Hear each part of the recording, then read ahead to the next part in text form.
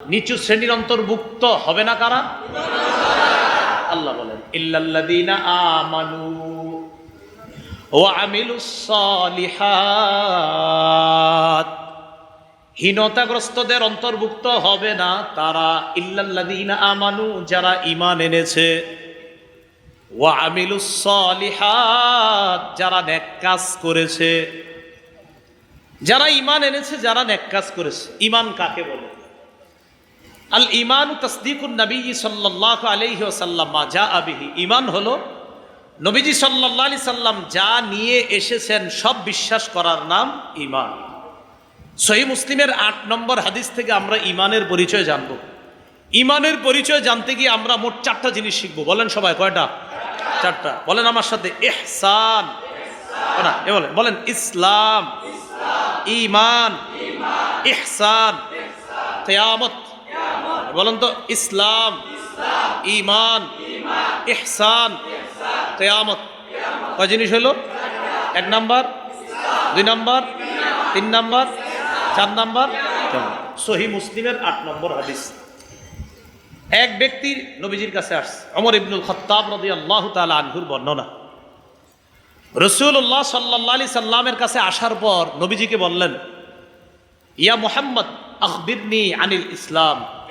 ও মুহাম্মদ সাল্লাল্লাহু আলাইহি সাল্লাম, ইসলাম সম্পর্কে আমাকে একটু জানান। রাসূলুল্লাহ সাল্লাল্লাহু আলাইহি সাল্লাম বললেন, আল ইসলাম আন তাশহাদা আল্লা ইলাহা ইল্লাল্লাহ ওয়া আন্না মুহাম্মাদার রাসূলুল্লাহ। ইসলাম হলো তুমি এই সাক্ষ্য দেওয়া, আল্লাহ ছাড়া কোনো ইলাহ নাই, মুহাম্মদ সাল্লাল্লাহু আলাইহি সাল্লাম আল্লাহর রাসূল। 2 নাম্বার ওয়া তুকিমাস সালাহ, নামাজ কায়েম করা। 3 নাম্বার ওয়া তুতিয়াজ যাকাত, যাকাত আদায় করা। 4 নাম্বার ওয়া তাসুমা রমাদান, রমজানের রোজা রাখা। 5 নাম্বার ওয়া তাহুজ্জাল বাইতা ইন ইসতাতা'তা ইলাইহি সাবিলা, যদি তুমি কাবা পর্যন্ত পৌঁছার সামর্থ্য থাকে, সেখান থেকে আবার দেশে আসার সামর্থ্য থাকে, তাহলে তুমি হজ করা। এই 5 জিনিসের নাম মৌলিকভাবে ইসলাম। 1 নাম্বার এই সাক্ষ্য দেওয়া আল্লাহ ছাড়া কোনো ইলাহ নাই, মুহাম্মদ সাল্লাল্লাহু আলাইহি সাল্লাম আল্লাহর রাসূল। 2 নাম্বার নামাজ কায়েম করা। 3 নাম্বার যাকাত আদায় করা। 4 নাম্বার রমজানের রোজা রাখা। 5 নাম্বার সামর্থ্যবান হলে হজ করা। এবার ওই ব্যক্তি প্রশ্ন করলেন, ফাখবিরনি আনিল ঈমান, ইসলাম সম্পর্কে তো জানলাম, এবার আমাকে ঈমান সম্পর্কে আপনি জানান।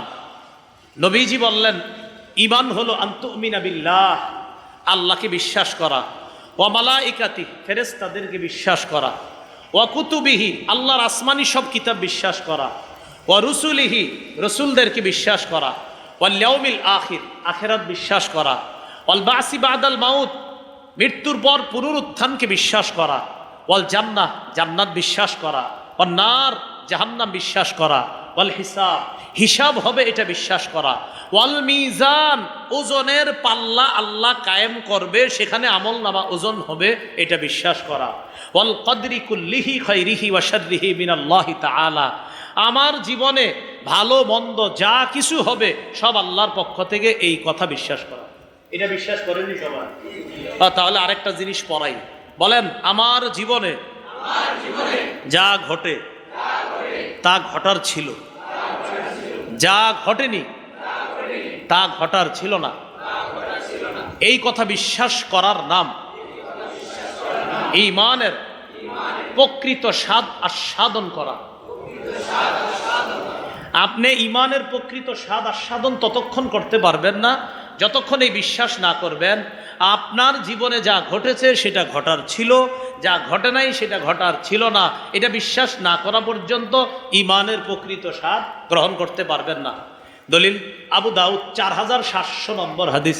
উবাদা ইবনে সামিত রাদিয়াল্লাহু তাআলা তার ছেলেকে ডাক দিয়ে বলতেছে, ইয়া বুনাইয়া ইন্নাকা লান তাজিদা তা'মা হাকীকাতিল ঈমান হাত্তা তা'লামা আন্নামা আসাবাকা লাম ইয়াকুন লিয়ুখতিআকা ওয়া মা আখতাআকা লাম ইয়াকুন লিয়ুসিবাকা। ও প্রিয় সন্তান, তুমি ততক্ষণ ঈমানের প্রকৃত স্বাদ আস্বাদন করতে পারবা না, ততক্ষণ ঈমানের প্রকৃত স্বাদ গ্রহণ করতে পারবা না যতক্ষণ তোমার এই বিশ্বাস না হবে তোমার জীবনে যা ঘটেছে সেটা না ঘটার ছিল না, অর্থাৎ সেটা ঘটারই ছিল, আর তোমার জীবনে যা ঘটেনি সেটা ঘটার ছিল না, তাই ঘটেনি, এই কথা যতদিন বিশ্বাস না করবা ততদিন ইমানের প্রকৃত স্বাদ আর সাধন করতে পারবা না। তাহলে আসেন আগের কথায় চলে যাই, মুসলিমের 8 নম্বর হাদিসে চলে যাই। আগন্তুক আয়েশা নবীর 1 নম্বর প্রশ্ন করলেন ইসলাম, 2 নম্বর ইমান, 3 নম্বর ফাখবিরনি আনিল ইহসান। ইয়া রাসূলুল্লাহ, ইহসান সম্পর্কে আমাকে কিছু বলেন।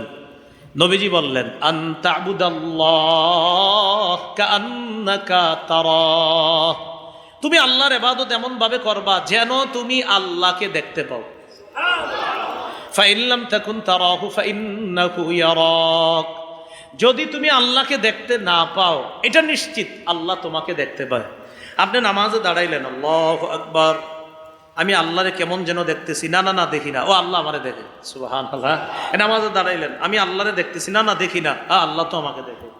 নবী বলছেন তুমি ইবাদত করো কেমন যেন আল্লাহকে দেখতেছো। আচ্ছা, আল্লাহকে দেখতেছি কেমন যেন, কই না দেখি না তো। নবী বলছে তো তুমি না দেখলে কি হবে, আল্লাহ দেখে। তাহলে ইবাদত করো এমন ভাবে যেন আল্লাহকে দেখতে পাও। না হুজুর দেখতেছি না, তো সমস্যা কি, আল্লাহ তোমারে দেখতেছে। এইভাবে যে আজকে 2 রাকাত পড়েন, এশার নামাজে আজকে এইভাবে পড়েন যে আমি আল্লাহকে কেমন যেন দেখতেছি, না না না দেখতেছি না, আল্লাহ আমাকে দেখতেছে, এইভাবে পড়েন, তখন দেখবেন এত জীবনে যত এশা পড়ছেন আজকের এশা আগের এশার চাইতে আলাদা হয়ে যাবে। করে দেখেন, আলাদা মজা পাবেন আপনি।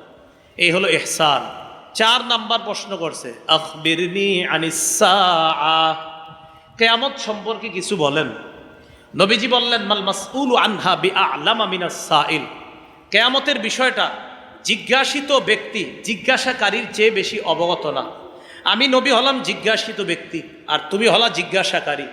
জিজ্ঞাসিত ব্যক্তি আমিও জানি না কিয়ামতের বিষয়ে, আর জিজ্ঞাসাকারী তুমিও জানো না। অর্থাৎ কিয়ামতের বিষয়ে আমিও জানি না, তুমিও জানো না। কিয়ামতের বিষয়টা জানে একমাত্র কে? আল্লাহ জানে। সূরা লুকমানের 34 নম্বর আয়াতে আল্লাহ বলেন ইন্নাল্লাহা ইনদাহু ইলমুস সাআ, কিয়ামতের বিষয়টা একমাত্র আল্লাহর কাছে। বলেন কিয়ামতের বিষয়টা কার কাছে? আল্লাহর কাছে। আল্লাহ আমাদের সকলকে ইসলাম, ঈমান, ইহসান, কিয়ামত এই বিষয়গুলো যেন আমরা সদা সর্বদা বুঝে শুনে আমরা ঈমান, ইসলাম, ইহসান বিশেষ করে 3টা আমাদের জীবনে বাস্তবায়ন করতে পারি, আল্লাহ তৌফিক দান করেন। তো আসেন, আমাদের মূল আলোচনা হলো ঈমান। মূল আলোচনা কি? ঈমান। ইল্লাল্লাযীনা আমানু, বলেন তো হীনতাগ্রস্তদের অন্তর্ভুক্ত হবে না কারা? ইল্লাল্লাযীনা আমানু, যারা ঈমান এনেছে, ওয়া আমিলুস সালিহাত, এবং যারা নেক কাজ করে। কি কাজ?